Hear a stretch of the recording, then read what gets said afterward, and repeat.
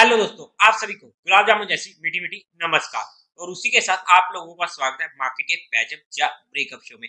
आज के दिन मेरी थोड़ी सी तबीयत बिगड़ी हुई है और मेरा गला हो रहा है खराब, तो उस वजह से मैं थोड़ा सा स्लो बोलने की कोशिश करूंगा। आई होप कि आप इस पॉइंट को समझ पाओगे।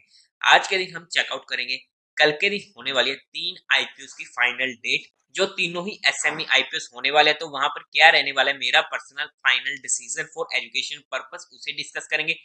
और उसी के साथ साथ 3 आईपीओ की होने वाली है कल के दिन लिस्टिंग, तो वहां पर क्या रह सकती है मेरी listing strategy for education purpose, उसे भी डिस्कस करने की कोशिश करेंगे। उसी के साथ साथ कुछ इंपोर्टेंट स्टॉक्स, और एट लास्ट में हमारी निफ्टी में क्या रह सकती है कल के दिन मार्केट की नीयत, तो वहां पर उस सभी चीजों को स्टडी करने की कोशिश करेंगे। अगर हम सबसे पहले आज के दिन का एफआई और डीआई डाटा चेकआउट करते हैं, तो आज के दिन एफआई ने 3100 करोड़ की सेलिंग करी है, वहीं पर डीआई ने 570 करोड़ की सेलिंग करी है।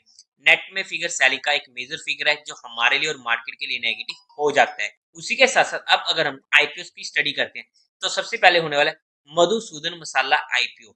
अगर मैं इस आईपीओ में अपने फाइनल डिसीजन की बात करूं, तो जहां पर अगर मुझे एचएनए की तरफ से एक अच्छा रिस्पॉन्स मुझे देखने को मिल चुका है, बाकी जो रिमेनिंग रिस्पॉन्स है वो मुझे कल देखने को मिल जाएगा।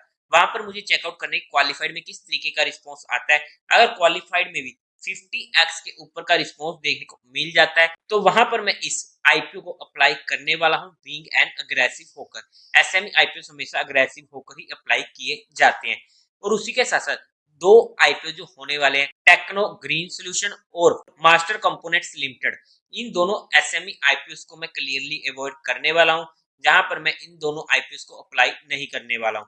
लेकिन ये मेरा पर्सनल एंड फाइनल डिसीजन होने वाला है, जो मैंने एजुकेशन और लर्निंग पर्सपेक्टिव डिस्कस किया है। आपका जो भी डिसीजन हो, एक बार अपने फाइनेंशियल एडवाइजर से कंसल्ट करके ही कोई डिसीजन बनाइएगा।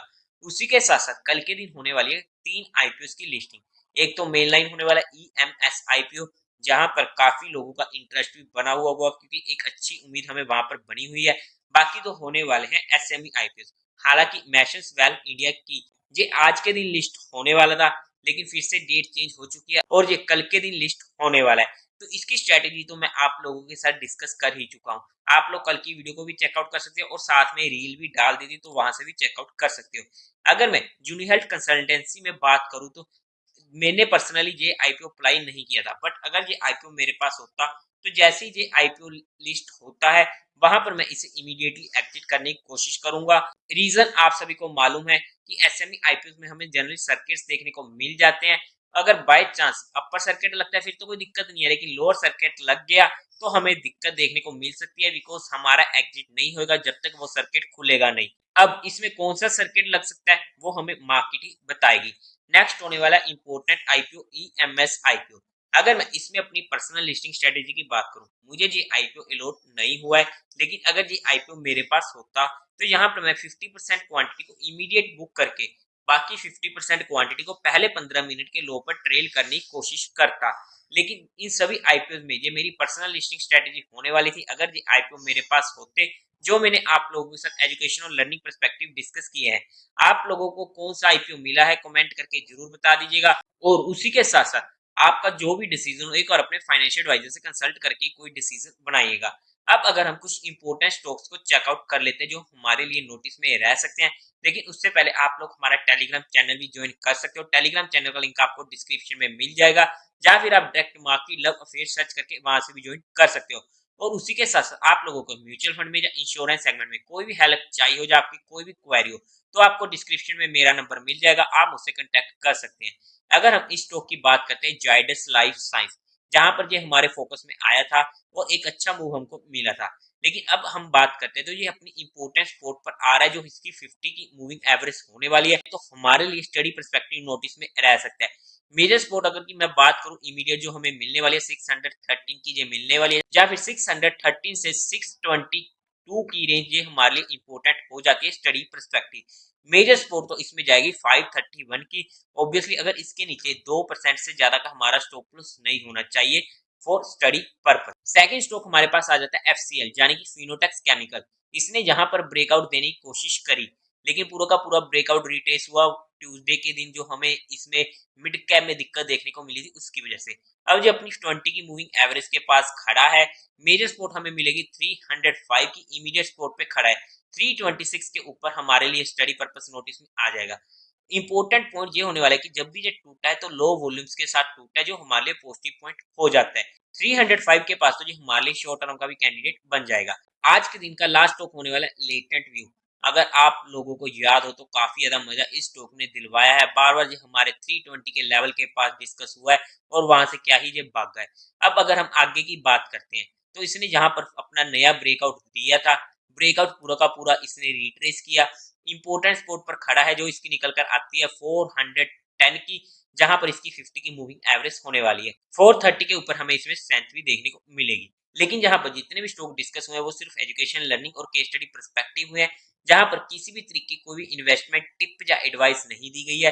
फिर भी अगर आप लोगों को कोई भी इन्वेस्टमेंट या ट्रेडिंग करनी हो तो एक बार अपने फाइनेंशियल एडवाइजर से पूछकर ही काम कीजिएगा।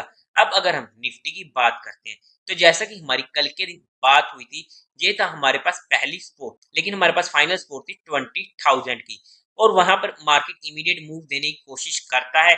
लेकिन जब भी आपको साथ इतने बार डिस्कस हुआ कि जब भी मार्केट में एचडीएफसी बैंक जो बब्बर शेयर होने वाला है और साथ में रिलायंस जो हाथी होने वाला है, जब ये दोनों स्टॉक प्रेशर में दिखे और दोनों ने किसी भी साइड की मूव पकड़ रखी हो, एक साइड दोनों स्टॉक जा रहे हो ना, तो वहां पर हमें उसी साइड की मूव मार्केट में देखने को मिलेगी, चाहे वो निफ्टी हो या बैंक निफ्टी हो, और उस टाइम पे हमें ऑपोजिट कॉल नहीं लेनी होती। अगर हमारे लेवल्स भी आ रहे हो ना ऑपोजिट साइड में ट्रेड करने को, तब भी हमें थोड़ा सोचना पड़ेगा और वहां पर वेट करना पड़ेगा।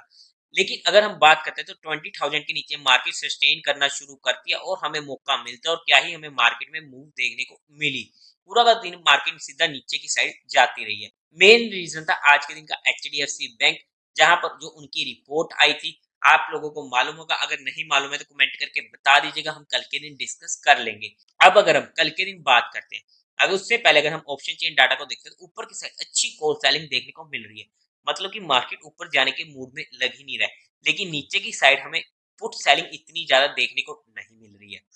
हमारे पास मेजर जो रेजिस्टेंस निकल कर आता है 20,000 का निकल कर आता है, जहां पर 3,50,000 के करीब के हमें कॉल सेलर देखने को मिल रहे हैं। सिमिलरली मेजर सपोर्ट हमें मिलता है 19,800 का, तो ये हमारे लिए इंपॉर्टेंट लेवल्स होने वाले हैं, जहां पर हमारी नजर रह सकती है। लेकिन कल के दिन होने वाली है एक्सपायरी, तो वहां पर कल के दिन फर्स्ट हाफ में हमें ऑप्शन सेलिंग का अच्छा मौका मिल सकता है, जहां पर हम दोनों साइड की कॉल और पुट सेल कर दें आउट द मनी जाकर, और वहां पर इजिली प्रीमियम ईट कर सकते हैं, वो भी हमारे स्ट्रिक्ट स्टॉप लॉस के साथ। बिकॉज अगर हमने ऑप्शन सेलिंग में स्टॉप लॉस नहीं लिया और बाय चांस मार्केट में वॉयलेंट मूव आ गया, तो हमें वहां पर मेजर दिक्कत भी देखने को मिल सकती है।